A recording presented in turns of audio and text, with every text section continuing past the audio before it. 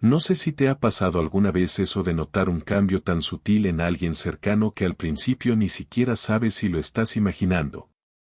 Es como cuando entras a una habitación y hay algo fuera de lugar, pero no sabes exactamente qué. A mí me pasó eso con Inés, mi mujer. Y te juro que al principio pensé que el problema era mío. Que estaba paranoico, cansado, lo que sea. Hasta que vi lo que no debía. Fue una tontería. Un detalle de mierda, pero fue lo que encendió todo. Era martes. Estábamos cenando los tres en la cocina, Inés, nuestra hija Martina y yo, y ella dejó el móvil boca abajo en la mesa, como solía hacer. Solo que esta vez, lo bloqueó antes de dejarlo. No sé si me entiendes. No lo puso en silencio, ni lo dejó ahí como siempre. Esta vez lo apagó, como si estuviera escondiendo algo. Fue un gesto mecánico, automático, que tal vez ni ella notó. Pero yo sí. Me quedé mirándola un segundo de más. Ella sonrió como si nada. Martina hablaba sobre una niña nueva del cole, yo asentía, y mientras tanto, mi cabeza ya estaba trabajando a 1000 por hora.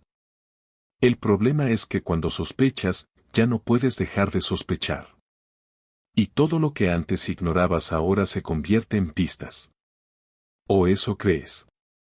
El miércoles por la mañana, mientras me ponía los zapatos para ir al trabajo, vi algo aún más raro.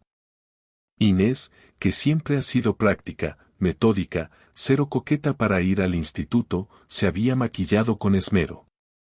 No como para una cena elegante, pero sí más de lo normal. El pelo planchado, labios pintados en un tono que no le había visto en meses. ¿Hoy tenéis reunión o algo? Le pregunté sin malicia. Ella sonrió sin mirarme. No, por nada, te veo guapa, eso es todo. Gracias, respondió, pero siguió con lo suyo, sin devolverme la mirada. Ahí supe que estaba pasando algo. No sabía el qué, pero lo sentí. Cómo se siente el frío en los huesos antes de llover. No dije nada ese día. Ni el siguiente. Pero empecé a observar. No era solo cómo se vestía, era cómo se movía. Cómo se reía sola mirando el móvil, cómo de repente contestaba mensajes sin sonido, cómo se encerraba en el baño más tiempo del normal. El viernes por la noche pasó lo que me terminó de romper. Yo ya estaba en pijama, viendo una película con Martina en el sofá, cuando Inés salió de la habitación arreglada. Vaqueros ajustados, blusa negra con escote, perfume fuerte. Y una sonrisa nerviosa. ¿A dónde vas? Pregunté, sin levantarme del sofá. Cena con las chicas. Lo de siempre. Mentira. No había nada de siempre en esa pinta.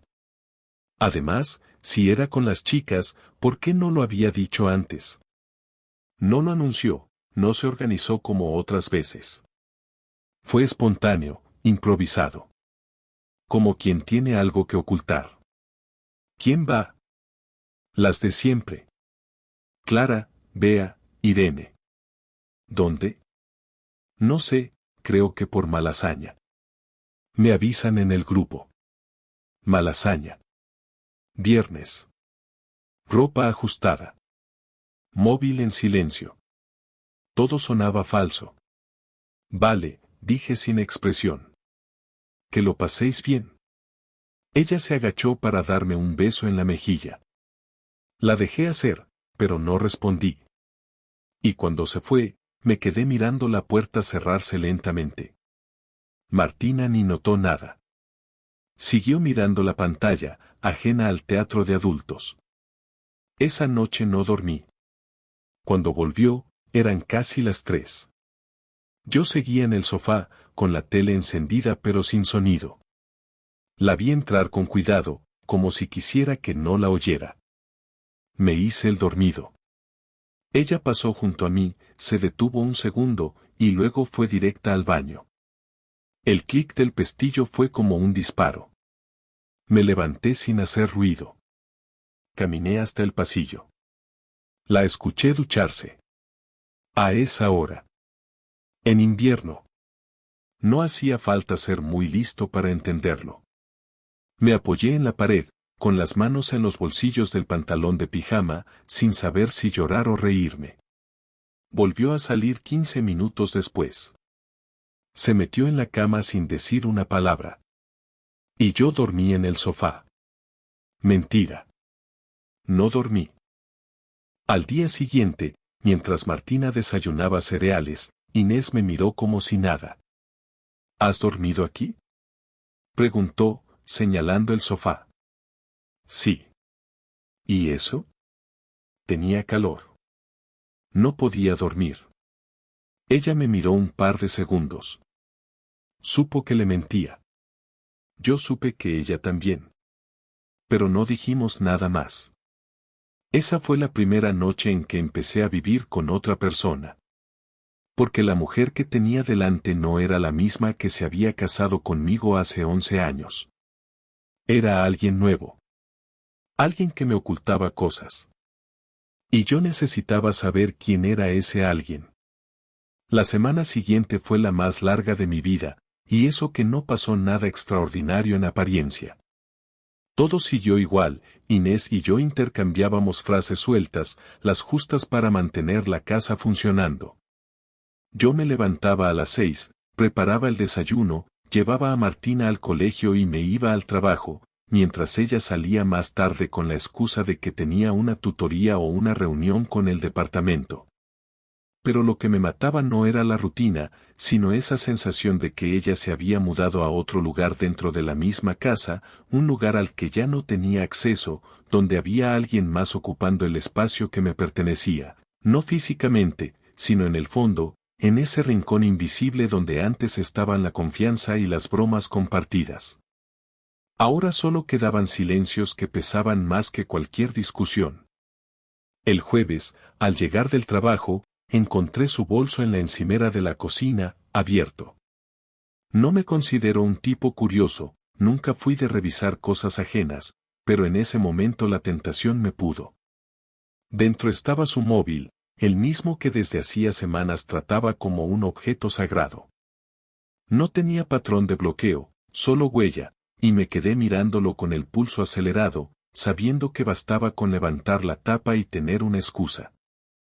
Escuché los pasos de Martina arriba, tarareando algo, y supe que no podía hacerlo allí. Volví a dejarlo tal cual, pero algo en mí cambió. Ya no podía seguir en esa incertidumbre. Al día siguiente, me inventé una excusa para salir antes del trabajo. Le dije al encargado que tenía que llevar el coche al taller y salí con la cabeza llena de un solo plan, comprobar por mí mismo si lo que sospechaba era cierto. Ella había dicho que esa tarde tenía reunión con el director, así que pensé que era la oportunidad perfecta. A las 6:30, aparqué cerca del instituto. Esperé unos minutos dentro del coche, observando desde la distancia la puerta principal. Los profesores iban saliendo poco a poco, hablando entre ellos. No vi a Inés. Cuando el último grupo se marchó y las luces del edificio empezaron a apagarse, sentí como el corazón me golpeaba el pecho. A las 7:45, ella apareció. Llevaba el mismo abrigo gris de siempre, pero algo en su forma de andar era diferente. No miraba el móvil, no caminaba con prisa, solo esperaba. Y entonces lo vi, un coche negro se detuvo frente a ella. No era un taxi ni un compañero del trabajo, lo supe enseguida por cómo sonrió antes de subir. Una sonrisa corta, nerviosa, la que se le escapa a alguien que intenta aparentar normalidad.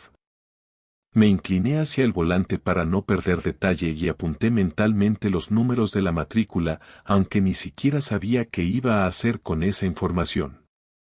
El coche arrancó y yo, sin pensarlo demasiado, lo seguí. Condujeron hacia el norte, hacia el barrio de Arturo Soria. No había tráfico a esa hora, así que me resultó fácil mantener la distancia. En ningún momento bajé la ventanilla ni puse música, necesitaba concentración. Me temblaban las manos en el volante, no de miedo sino de rabia. Pensaba en cada vez que ella me había dicho tranquilo, no tardo, en cada no te preocupes, estoy con las chicas, y como yo, imbécil de mí, la creí.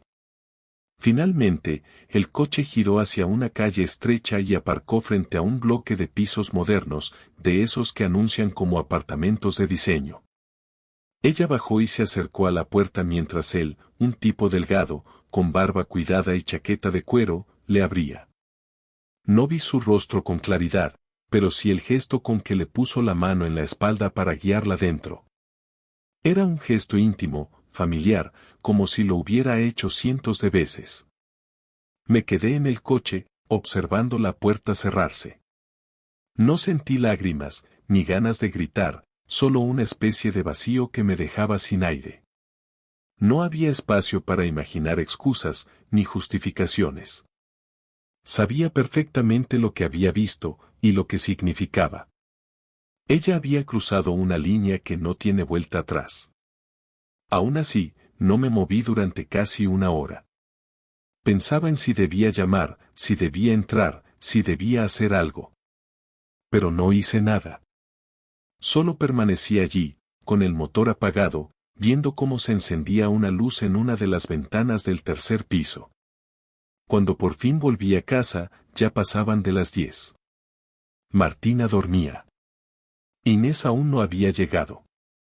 Me senté en la mesa del comedor, con la luz tenue del pasillo, y esperé. Cada minuto que pasaba era una tortura, pero no quería que ella me encontrara dormido. Quería verla entrar, ver cómo fingía, observar su cara. Cuando por fin abrió la puerta, eran las 11:30. Venía sonriente, con las mejillas sonrojadas, el pelo un poco revuelto. Se detuvo al verme y su expresión cambió por completo. ¿No te habías acostado?, preguntó, intentando sonar natural. No tenía sueño, le respondí sin apartar la mirada. He tenido una reunión larguísima, no te imaginas, y luego fuimos a tomar algo para despejarnos un poco. Ya. Me crucé de brazos. ¿Con quién fuiste? Con los del instituto, claro, dijo, quitándose el abrigo sin mirarme. ¿Con todos o con alguien en particular? Hubo un silencio corto, lo suficiente para que su respiración se notara más profunda. Álvaro, por favor, no empieces. Estoy cansada. No empiezo, solo pregunto. Dejó el abrigo colgado, fue hasta la cocina, abrió el grifo y llenó un vaso de agua. La observé. Su mano tembló un poco. Dio un sorbo y dijo, con voz baja. No entiendo por qué últimamente te comportas así. Parece que buscas problemas donde no los hay. ¿Y dónde hay problemas, Inés? Ella no respondió. Se quedó de espaldas, con los hombros tensos. Luego soltó un suspiro y volvió a hablar, más rápido, como si quisiera cerrar el tema antes de que se hiciera más grande.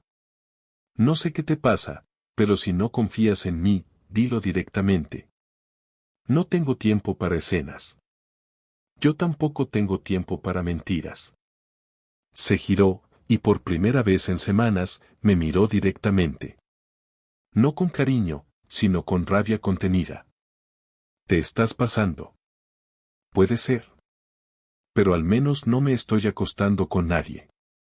Fue como si el aire se congelara entre nosotros. La frase salió sola, sin pensarlo. La dije despacio, mirándola a los ojos. Ella se quedó inmóvil, sin poder reaccionar al instante. Luego, su cara cambió de color, una mezcla de miedo y furia. ¿Qué estás diciendo? Tú sabes perfectamente lo que digo. Estás enfermo, Álvaro. Su voz se quebró un poco. ¿Me estás acusando de algo? No te acuso, te describo. Entonces se acercó, dejando el vaso sobre la encimera con fuerza. No sé qué te pasa, de verdad. No sé si alguien te ha llenado la cabeza o si te estás volviendo loco. Nadie me llenó nada, Inés. Solo abrí los ojos. La tensión era insoportable. Yo sabía que debía callarme, que si seguía hablando acabaría diciendo algo que no podría retirar. Pero no pude. ¿Dónde estabas esta tarde? Ya te lo he dicho. No, dime exactamente dónde. En el instituto. Hasta las 10:30 de la noche. Había cosas que corregir, reuniones, no tengo por qué darte explicaciones cada minuto de mi vida. ¿Y el coche negro? Esa fue la primera vez que vi su cara romperse. Un segundo de duda, de susto, de desconcierto total. Lo intentó disimular enseguida, pero ya era tarde. No sé de qué hablas, dijo al final, girándose para evitar mi mirada. Sí lo sabes. Me quedé quieto, esperando que dijera algo, cualquier cosa. Pero no habló más. Cogió el vaso de agua, lo vació de un trago y se fue al dormitorio. Cerró la puerta con un golpe seco. Esa noche no dormimos juntos.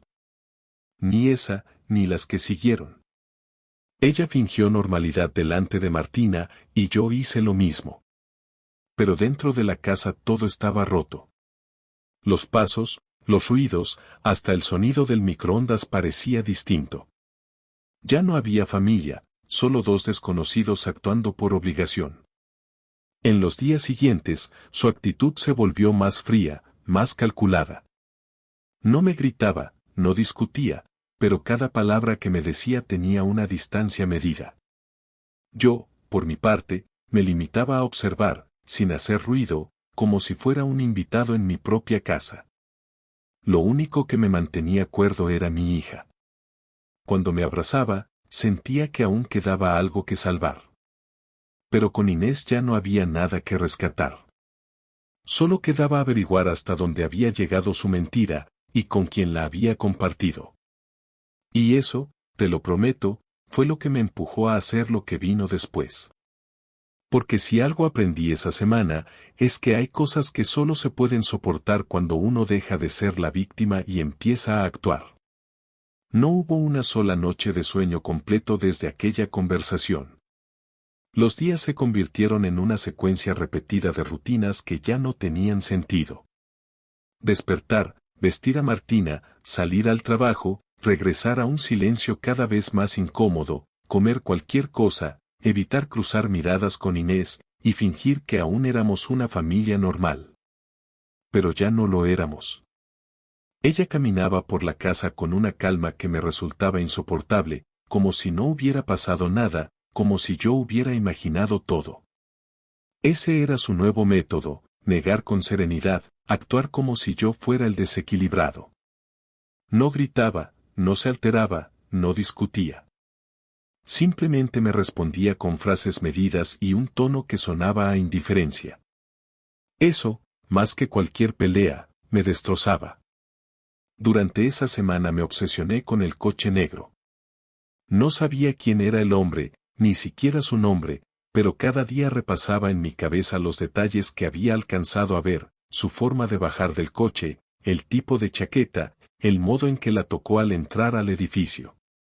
Todo eso lo veía una y otra vez como si mi cerebro necesitara asegurarse de que no había exagerado. Quise averiguarlo de una forma limpia, sin que ella lo supiera. Así que busqué a un conocido del trabajo, un tipo llamado Félix, que tenía un amigo en la policía municipal. Le conté que quería saber a quién pertenecía una matrícula porque había tenido un pequeño accidente y el otro coche se había dado a la fuga. No me creyó del todo, pero accedió a ayudarme. A los 2 días me envió un mensaje con la información. El coche pertenecía a un hombre llamado Diego Ramírez, residente en la zona de Hortaleza. 39 años, ingeniero industrial. No lo conocía, pero el nombre me sonó familiar sin saber por qué. Esa noche, mientras Inés se duchaba, revisé sus redes sociales. En su cuenta de Instagram, donde apenas publicaba, noté que había varios me gusta recientes de un usuario con ese nombre. Entré al perfil y lo confirmé, era él, el hombre del coche. Reconocí su cara en una foto donde aparecía en una terraza con fondo de edificios altos. Tenía esa misma barba y esa expresión de suficiencia que había visto desde el coche. En las imágenes, muchos comentarios de colegas de trabajo, todos del mismo sector. Pero entre ellos, había un comentario de Inés en una foto de hacía un mes, un simple que buena foto acompañado de un emoji sonriente. Era suficiente para mí. No necesitaba más pruebas para saber que todo cuadraba. El sábado siguiente, fingí que tenía una reparación urgente y salí de casa temprano. En realidad, me dirigí al barrio donde vivía ese tipo. Me costó poco encontrar el edificio. Un bloque nuevo, con fachada gris y cristales polarizados. Me quedé dentro del coche observando la entrada durante casi una hora, hasta que lo vi salir. Llevaba ropa deportiva y auriculares. Era temprano, así que supuse que iría a correr. Lo seguí a cierta distancia, por pura necesidad de ver con mis propios ojos quién era el hombre que había entrado en mi vida sin pedir permiso. Corría con paso firme, sin prisa, sin sospechar nada. En un momento, se detuvo a estirar cerca de un parque y sacó el móvil. Me quedé observándolo, intentando imaginar cómo había empezado todo. ¿En qué momento mi mujer había decidido que valía la pena arriesgarlo todo por alguien como él? Volví a casa antes del mediodía. Inés estaba preparando comida con Martina y fingió normalidad. Me saludó con un beso rápido en la mejilla, el mismo gesto vacío de los últimos días. Almorzamos los tres en un ambiente tenso pero silencioso. Cuando Martina subió a su cuarto, me quedé mirando a Inés. No podía seguir fingiendo más. ¿Quién es Diego? Le pregunté con voz tranquila. Ella se quedó quieta, con la cuchara suspendida sobre el plato. Tardó unos segundos en reaccionar. ¿Qué Diego? Dijo, evitando mirarme. No finjas. Sé perfectamente quién es. Soltó la cuchara, respiró hondo y apoyó las manos sobre la mesa. No sé de qué me hablas. Del hombre del coche negro. El que te recogió el otro día. Por primera vez en semanas la vi perder el control. Su mirada se endureció, luego cambió a una mezcla de miedo y rabia. ¿Me estás siguiendo? Preguntó, casi gritando. Te estoy observando, que es distinto. No tengo por qué seguirte para saber lo que estás haciendo. Esto es enfermizo, Álvaro. Necesitas ayuda. No sé quién te ha metido ideas en la cabeza, pero esto ya pasa de los límites. ¿Los límites? Los cruzaste tú cuando decidiste meterte en su coche. Se levantó de golpe, empujando la silla hacia atrás. No voy a tolerar tus acusaciones. Estoy harta. ¿Y crees que yo no lo estoy? Respondí levantando la voz. Estoy harto de tus mentiras, de que te metas en la cama conmigo sabiendo que me estás engañando. No sabes de qué hablas. Sé más de lo que imaginas. Nos quedamos mirándonos unos segundos que parecieron eternos. Ella temblaba de ira, yo de rabia contenida. La tensión era insoportable. Solo dime una cosa, dije finalmente, ¿es del instituto? No respondió. Se giró, fue hacia el fregadero, abrió el grifo y se enjuagó las manos aunque no las tenía sucias. Esa acción bastó para confirmarlo. No hacía falta que dijera nada más. Perfecto, dije en voz baja. No te preocupes, no te voy a interrumpir. Termina lo que empezaste, pero no sigas mintiéndome. Ella se dio la vuelta, con lágrimas en los ojos por primera vez. No tienes idea de lo que dices. Las cosas no son tan simples. Claro que no lo son. Tú las complicaste. Me miró largo rato sin decir nada más. Luego subió las escaleras y cerró la puerta del dormitorio con un golpe seco. Yo me quedé solo en la cocina, sin hambre, sin ganas de moverme. Escuché el ruido del cajón de su mesilla abrirse y después silencio. En ese momento supe que algo en nosotros se había roto de forma definitiva. Esa noche dormimos en habitaciones separadas. No intenté hablarle, y ella tampoco. El domingo, se levantó temprano, se vistió sin hacer ruido y salió de casa sin decir a dónde iba. Yo sabía perfectamente que iba a verlo, y aunque todo en mí quería seguirla otra vez, no lo hice. Me quedé en el sofá, con la cabeza entre las manos, tratando de entender en qué momento había dejado de ser suficiente para ella. A media tarde regresó. Martina estaba en el salón viendo dibujos y corrió a abrazarla. Inés fingió sonreír y me miró solo de reojo. Cuando la niña se fue a su cuarto, le hablé sin levantarme. Vamos a dejar las cosas claras. No voy a fingir más. O me dices la verdad o esta misma semana llamo a un abogado. Ella respiró profundamente y apoyó la espalda contra la pared. ¿De verdad vas a hacerle eso a Martina? No me hables de nuestra hija. Estoy hablando de nosotros. ¿Y qué quieres que diga? Que sí, que me acosté con él. ¿Eso quieres oír? Pues no te lo voy a decir. Ya lo has dicho. Hubo un silencio largo. Se cruzó de brazos y me observó con una mezcla de tristeza y desprecio. No tienes pruebas. Las tengo. Eso la desconcertó. Dio un paso hacia mí. ¿Qué pruebas? Las suficientes. No era cierto. No tenía fotos, ni grabaciones, ni mensajes. Solo tenía su reacción, su expresión cuando mencioné ese nombre, y eso era más que cualquier evidencia física. Esa noche, cuando Martina se durmió, bajó al salón. Se sentó frente a mí. Su tono había cambiado, ya no sonaba agresiva, sino cansada. No quiero seguir viviendo así. Yo tampoco. Entonces, ¿qué hacemos? Empieza diciéndome la verdad. Tardó varios minutos en responder. Miraba el suelo, jugando con las manos, evitando cualquier contacto visual. No fue algo planeado, dijo al fin. Empezó con conversaciones, bromas, luego cafés. No sé en qué momento se me fue de las manos. Escucharla me dolió más de lo que había imaginado. No gritó, no intentó justificarse, solo hablaba con una calma que me destrozaba por dentro. ¿Cuánto tiempo? Pregunté. Unos 3 meses. ¿Y piensas seguir? No lo sé. Esa respuesta fue peor que una confesión. Significaba que no sentía culpa, solo duda. La miré sin decir nada.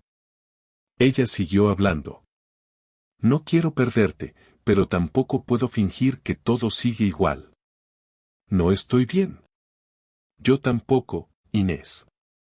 Pero a diferencia de ti, no he traicionado a nadie. No contestó. Se levantó despacio y subió las escaleras. Yo me quedé allí, con la cabeza llena de frases que nunca servirían de nada. A partir de ese momento supe que la confrontación no había sido el final, sino el principio de algo mucho más grande. No había reconciliación posible. La próxima vez que habláramos, ya no sería como marido y mujer, sino como dos personas que estaban a punto de destruir lo poco que quedaba en pie. Y yo, que hasta ese día había intentado mantener la calma, empecé a pensar en cómo devolverle el golpe de una forma que no pudiera olvidar jamás. Nunca me consideré una persona vengativa, ni rencorosa, ni mucho menos alguien capaz de planear algo con sangre fría, pero había algo en aquella conversación final con Inés que encendió una chispa dentro de mí, una especie de necesidad de hacer justicia con mis propias manos, de equilibrar la balanza de algún modo. Después de su confesión a medias, ese no lo sé que soltó con tanta naturalidad cuando le pregunté si pensaba seguir viéndolo, supe que ya no tenía nada que perder. Lo único que me quedaba era recuperar el control de una vida que ella había pisoteado sin remordimiento. No iba a gritarle, no iba a armar escándalos delante de mi hija, no iba a entrar en la clásica escena de celos que no sirve para nada, pero lo que sí iba a hacer era poner las cosas en su sitio, por mí y por todo lo que aguanté esa semana sintiéndome un idiota. Pasé el domingo encerrado en el trastero, supuestamente ordenando herramientas, pero en realidad pensando en cómo devolverle el golpe. Sabía que no podía ser algo infantil ni improvisado. Tenía que ser algo que dejara una marca, no en su cuerpo ni en su casa, sino en su orgullo. Al día siguiente fui al trabajo como siempre, pero me llevé conmigo un pequeño cuaderno donde empecé a anotar ideas, detalles, nombres, movimientos, cualquier cosa que pudiera servirme para lo que estaba planeando. No quería simplemente separarme, quería que ella sintiera lo mismo que yo había sentido al verla mentirme a la cara. Sabía que Diego trabajaba en una empresa de ingeniería bastante conocida y, con un poco de búsqueda en LinkedIn, encontré su perfil y confirmé que no solo trabajaba ahí, sino que tenía un puesto relativamente importante. Eso me dio la idea. Contacté con un amigo de la universidad, Samuel, que ahora trabaja en una consultora de recursos humanos que colabora con varias empresas del mismo sector. Le escribí con cuidado, sin dar demasiados detalles. Le dije que tenía una información sensible sobre un tipo de su industria que estaba teniendo relaciones inapropiadas con una profesora casada, y que eso podía tener implicaciones legales si se descubrían ciertos vínculos con el entorno escolar. Le pedí que me ayudara a comprobar si había algún reglamento interno que pudiera verse comprometido. Samuel, curioso como siempre, me pidió más información. No le dije que era mi mujer, pero le di suficientes datos para que entendiera que lo que le contaba no era inventado. Al día siguiente me respondió. Me dijo que si esa relación se daba en el marco de una colaboración entre su empresa y el instituto, aunque fuese un patrocinio menor o algún tipo de programa conjunto, la cosa podía complicarse para él. No era suficiente para despedirlo, pero sí para que lo apartaran de cualquier proyecto público. Le agradecí la información y le pedí discreción absoluta. Ya tenía algo que podía usar. Durante las siguientes semanas me dediqué a recopilar más. No grabé llamadas ni instalé cámaras, no me hacía falta. Empecé a sacar copias de nuestras cuentas bancarias, a revisar los movimientos, a identificar gastos que no cuadraban. Encontré varias transferencias a una cuenta que no reconocía, de pequeñas cantidades, realizadas desde su móvil. Revisé su historial de navegador en la tablet y descubrí búsquedas relacionadas con escapadas de fin de semana en hoteles del centro. Nada con fechas concretas, pero todo apuntaba a que planeaban verse fuera de casa, lejos del barrio, sin riesgo. Una noche, mientras ella dormía, abrí su portátil y encontré una carpeta escondida con fotos que claramente no eran para compartir con nadie más que con él. No eran explícitas, pero sí lo suficientemente íntimas como para dejar claro lo que había entre ellos. No copié nada. No tenía intención de hacer una humillación pública. Solo necesitaba confirmar que estaba en lo cierto, que mi intuición no me había fallado. Y así fue. Cuando tuve toda la información que necesitaba, fui a ver a un abogado. No quería un proceso de divorcio largo ni doloroso para mi hija, pero sí quería asegurarme de que no me desplumaran en el camino. Le conté todo al abogado, le mostré las pruebas, le di nombres, fechas, incluso la dirección del tipo. Me dijo que si la infidelidad quedaba demostrada, podía pelear por una separación sin compensación económica. Me recomendó ser cuidadoso, preparar todo bien antes de dar el paso.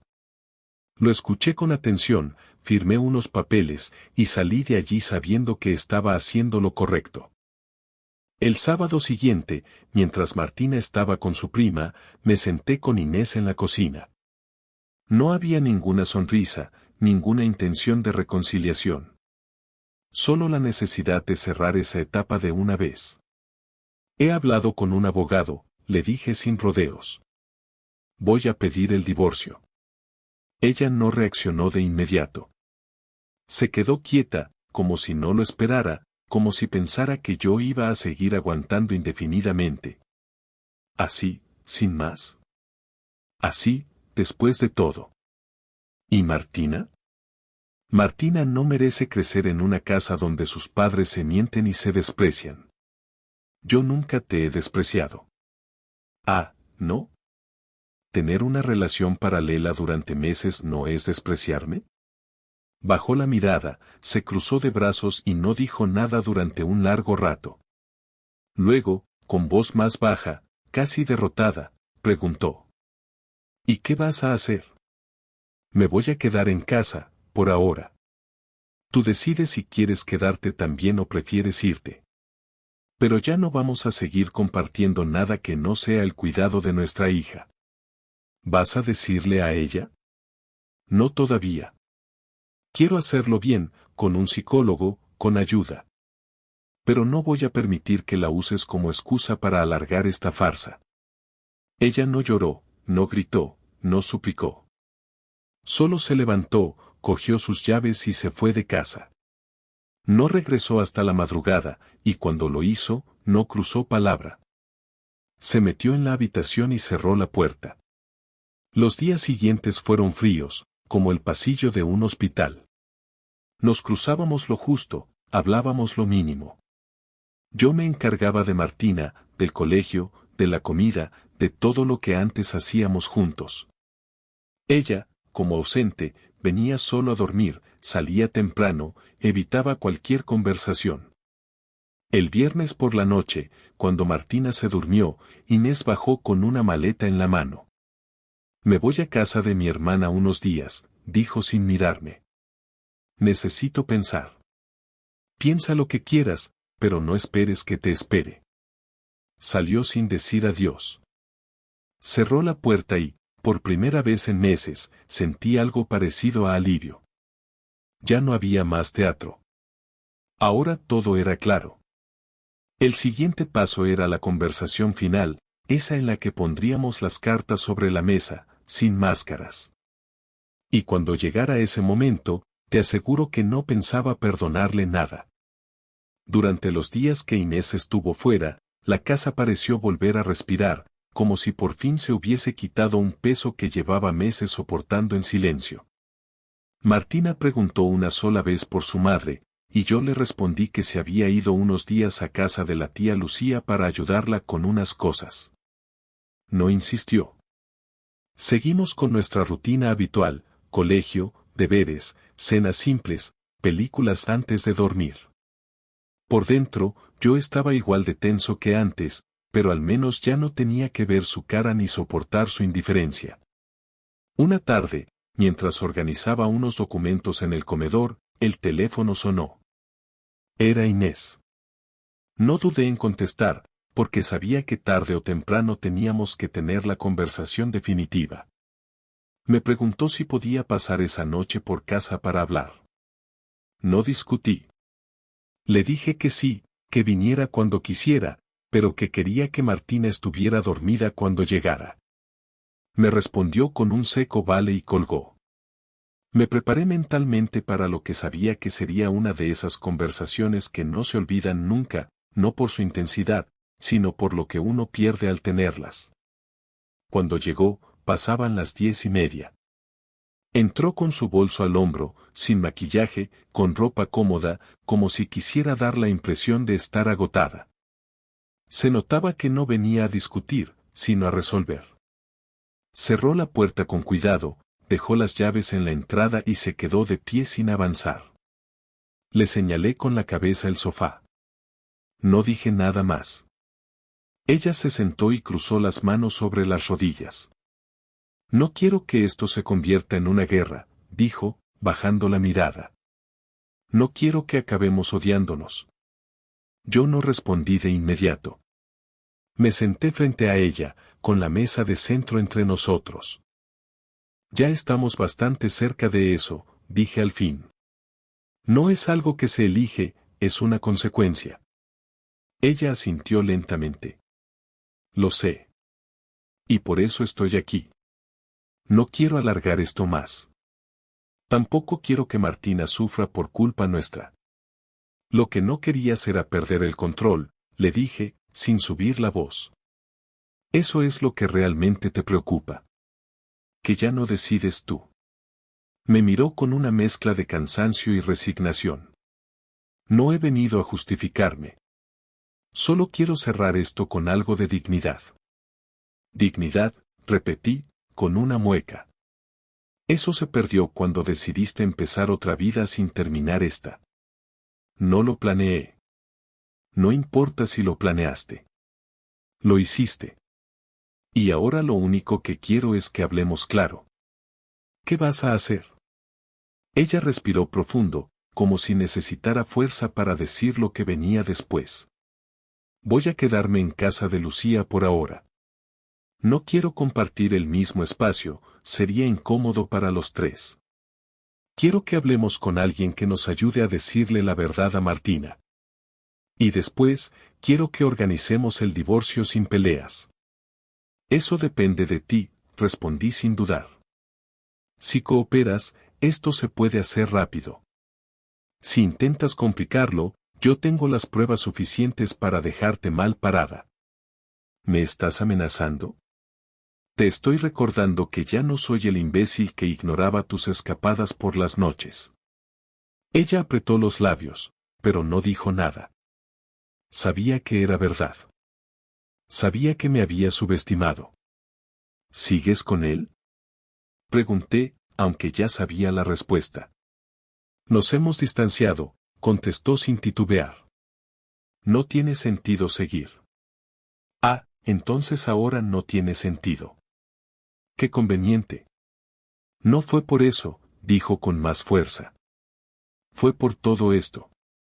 Me di cuenta de que no era una salida, solo un escape. Claro, y mientras tanto yo dormía en el sofá pensando que eras la misma mujer con la que me casé. Ella bajó la cabeza y guardó silencio. Había lágrimas en sus ojos, pero no las dejó caer.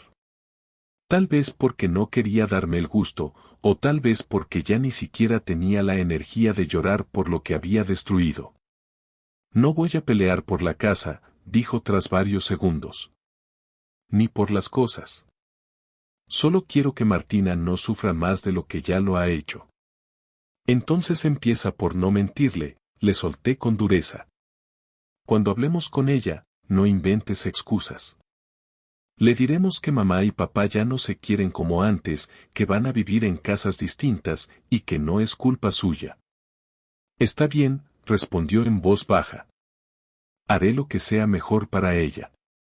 Lo mejor sería que no la hubieras usado como escudo mientras te metías en la cama de otro, pero supongo que ya llegamos tarde para eso.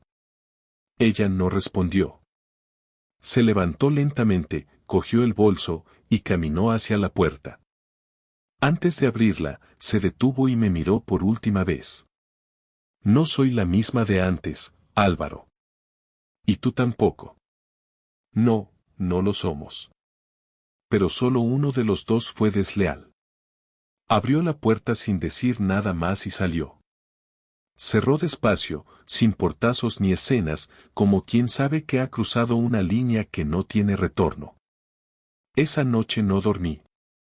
Me quedé en el sofá, como tantas veces, repasando todo lo que había pasado desde aquel primer día en que noté algo extraño. No sentí alivio, ni rabia, ni tristeza.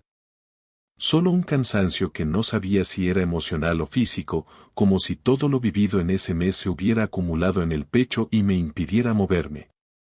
Pensé en mi hija, en cómo lo tomaría, en cómo íbamos a reconstruir una vida con esa fractura de por medio. Pensé también en mí, en el hombre que había sido antes, en el marido confiado que creía que el amor bastaba. Ahora solo quedaba seguir. Terminar los papeles, cambiar la rutina, adaptarse a una nueva versión de lo cotidiano. Y en medio de todo eso, hacerlo más difícil, no dejar que el resentimiento se instalara para siempre. Pero eso ya sería otro proceso, otro aprendizaje. Por ahora, solo quería que pasaran los días. El primer lunes después de que se fuera Inés, la casa estaba en silencio, no de ese que se siente en vacaciones o en una tarde de lectura, sino del tipo que pesa en los hombros y se mete en la piel. Me levanté temprano como siempre, preparé el desayuno para Martina, le hice su bocadillo para el recreo, y mientras ella se ponía los calcetines sentada en la alfombra del salón, me preguntó con la voz más natural del mundo si mamá volvería a dormir esa noche. Le dije que no, que estaría unos días fuera, ayudando a la tía Lucía con unas cosas. Asintió sin insistir, pero me miró durante unos segundos que me hicieron sentir un nudo en la garganta. Esa mañana la llevé al colegio de la mano, como todas las mañanas, pero en mi cabeza ya iba repasando el mensaje que debía enviar al abogado para terminar de formalizar los pasos del divorcio. Ya estaba decidido. Lo que habíamos vivido juntos no se podía remendar, y por primera vez desde que todo empezó, sentí que la decisión no venía del dolor, sino de una necesidad clara de protegerme a mí y a mi hija de una dinámica que solo podía traer más daño. Durante esa semana, avancé con todo lo que había que hacer. Firmé papeles, recogí documentación, abrí una cuenta bancaria individual, ajusté los pagos de la hipoteca con el banco, y empecé a preparar el cuarto pequeño como futura habitación para Martina cuando tuviera que dividir su tiempo entre nosotros. Cada acción era como tachar una línea en una lista que nunca imaginé tener que escribir, pero que ahora asumía con una especie de determinación tranquila. Inés no volvió a aparecer por la casa, solo me escribía mensajes cortos preguntando por horarios para recoger a Martina o coordinando llamadas con la psicóloga infantil que habíamos contactado para ayudarla a entender el cambio. Todo era práctico, sin emociones, como si la parte humana se hubiese terminado por agotamiento. No hubo disculpas ni intentos de reconciliación, solo acuerdos y logística. El viernes siguiente, nos encontramos en la consulta de la psicóloga. Llegó puntual, con un vaquero claro y una chaqueta beige, sin maquillaje, el pelo recogido. Saludó con una sonrisa forzada y un tono correcto. La sesión fue directa, hablar de cómo contarle a nuestra hija que sus padres ya no vivirían juntos, explicar que no era culpa suya, que ambos seguiríamos siendo sus padres, que ella no tenía que escoger entre ninguno de los dos. Lo dijimos despacio, con las palabras más cuidadas posible. Martina nos escuchó sin interrumpir, con esa madurez silenciosa que tienen los niños cuando entienden que algo importante está pasando pero no saben exactamente cómo procesarlo. No lloró, no hizo preguntas. Asintió, bajó la mirada, y luego se abrazó a Inés primero, después a mí. Esa noche durmió conmigo, abrazada a su peluche, y no dijo ni una palabra. Los días que siguieron fueron mecánicos. Coordinamos horarios para que Martina pasara tiempo con los dos, ella empezó a dividir la semana entre mi casa y el piso nuevo que Inés había alquilado en el barrio de Salamanca, más cerca de su trabajo. Yo no pregunté cómo podía pagar ese alquiler, ni de dónde había salido la garantía. No me interesaba. El que ella tuviera que empezar de cero en otra parte era suficiente. No buscaba castigarla, pero tampoco pensaba facilitarle el camino. Una tarde de sábado, mientras Martina estaba en casa de una amiga, recibí un mensaje de Inés. Me pedía hablar. Le respondí que podía venir a casa esa misma tarde, pero que quería que fuera breve. Llegó a las 5, con una bolsa de tela en la mano y expresión cansada. Se sentó en el comedor sin esperar a que le ofreciera nada y sacó unos documentos. He estado pensando en lo que viene después, empezó, sin rodeos.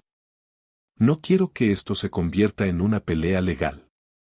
Hasta ahora no lo ha sido, le respondí, sin tono hostil. Lo sé. Y te agradezco que no hayas hecho esto más difícil. Sé que podría haberse complicado mucho más. No lo hice por ti. Asintió, como si ya esperara esa respuesta. Solo quería aclararte que no voy a pedir pensión, ni compensación económica. Lo único que me importa es mantener la estabilidad de Martina. Eso está bien. Espero que lo mantengas. Lo haré. Se quedó en silencio unos segundos antes de continuar. He dejado de ver a Diego. No tiene sentido hablar de eso ahora, pero necesitaba que lo supieras. No contesté. No porque me doliera, sino porque ya no importaba. No espero que me perdones, dijo.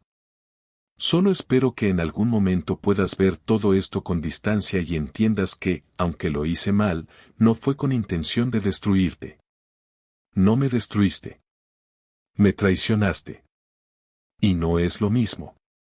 Bajó la mirada. No lloró, no hizo teatro. Me voy. Solo quería que lo oyeras de mí. Se levantó, cogió su bolsa, y caminó hacia la puerta. Antes de salir, se giró. Cuida de ti. Lo estoy haciendo. Cerró la puerta y supe que era la última vez que hablábamos de algo que no fuera puramente logístico. Ya no éramos pareja, ya no éramos una historia, solo dos personas compartiendo la responsabilidad de una hija. En los días siguientes, me sentí más liviano. No feliz, ni vengado, solo tranquilo. Volví a mi rutina con más energía. Empecé a correr por las mañanas, a comer mejor, a organizar la casa sin tener que justificar nada. Martina se adaptó rápido, como si lo hubiera estado esperando. Pasábamos más tiempo juntos, hacíamos cosas sencillas, y aunque a veces me preguntaba por mamá, nunca lo hacía con tristeza, solo con curiosidad. Aprendí muchas cosas ese mes. Aprendí que el amor no garantiza fidelidad, que el tiempo no significa compromiso, y que las personas que más cerca tenemos son también las que más daño pueden hacer. Pero también aprendí que uno puede reconstruirse sin necesidad de vengarse con odio, que hay una forma de empezar de nuevo sin perder la dignidad, sin hundirse. No me convertí en otro hombre, no salí ileso, pero tampoco quedé destruido.